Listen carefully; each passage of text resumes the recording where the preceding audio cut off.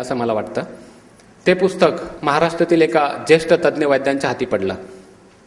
तेव्हा त्यांनी प्रतिक्रियासाठी फोन करताना मला म्हटलं की ते पुस्तक तू फारच सुंदर केलंयस आणि त्याची अशी विचित्र साईज घ्यायचं तुला कसं काय सुचलं, असं म्हणताना त्या पुस्तकामध्ये मात्र तू फक्त पंचकर्माचंच लिहिलंयस, मग सुश्रुतचरक हे काय फक्त वाचण्यासाठीच आहेत का म्हणून मला झापलं. मणक्यांच्या विकारांचे 79 रुग्ण रुग्णालयामध्ये ऍडमिट झाले आणि फक्त 5 दिवसामध्ये 70 ते 80% बरे होऊन गेले, ते केवळ पंचकर्मामुळे.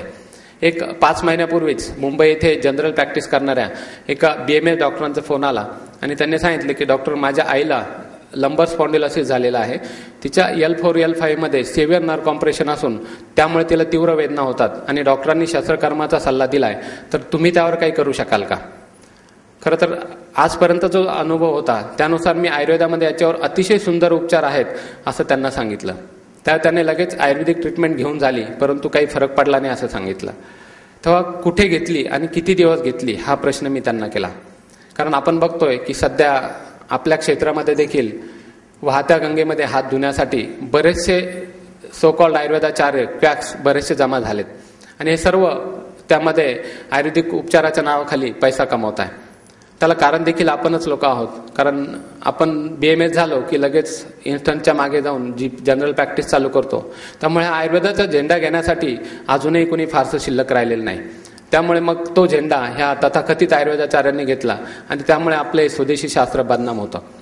त्या डॉक्टरांना ते विचारल्यानंतर त्यांनी सांगितलं की शहरातील एका प्रसिद्ध आयुर्वेदाचार्याचं मी नियमित 3 महिने औषध घेतले आणि त्यांनी देखील त्यानंतर ऑपरेशनचा सल्ला दिलाय. त्यांनी पंचकर्म काही केलं का म्हणून विचारलं तर त्यांनी नाही सांगितलं. ते डॉक्टर त्यांच्या आईची जी काही लक्षणं सांगत होती त्या लक्षणावरून तुमच्या आईला फक्त अर्ध्या तासात फरक पडू शकतो असं मी सांगितलं. तेव्हा ते लगेच म्हटले की डॉक्टर, मी तिला लगेच उद्या घेऊन येतो. म्हटलं आमच्याकडे ॲडमिशनसाठी देखील वेटिंग असतं, तर 15 दिवसानंतरच्या सोमवारी तुम्ही घेऊन या. तुम्हाला खोटं वाटेल की कुठलाही रुग्ण असू द्या, संधिवात असो, लंबर स्पॉन्डिलोसिस असो, सर्वायकल स्पॉन्डिलोसिस असो किंवा संधिवात असो, उचलून आणलेला रुग्ण अगदी गॅरंटेड 5 दिवसामध्ये 70 ते 80% बरा होऊन हसत स्वतःच्या पायाने चालत जाताना बघून आयुर्वेदाचा अभिमान तर वाटतोच, परंतु साऱ्या जगाला ओरडून सांगावं वाटतं की हीच वेळ आली खरा आयुर्वेद कोणता व कसा सांगण्याची. तर मित्र, ते डॉक्टर त्यांच्या आईला घेऊन नंतर एका सोमवारी रुग्णालयात आले. तिला ॲडमिट केलं आणि आमच्या रुटीनप्रमाणे न्यूरोबस्तीनंतर स्नेहस्वेदन केलं गेलं. दुपारच्या तिच्या जेवणानंतर मी तिच्या लेफ्ट अँकल जॉईंटमधनं डाव्या पायाच्या गुल्पसंधी त्या ठिकाणावरनं मी रक्तमोक्षण केलं.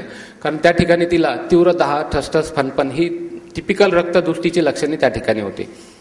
संध्याकाळी मी जेव्हा राऊंडला गेलो तेव्हा ती महिला अतिशय आनंदी होती आणि गेल्या गेल्या तिने मला पटकन मांडी घालून दाखवली आणि उभं राहून चालून देखील दाखवलं.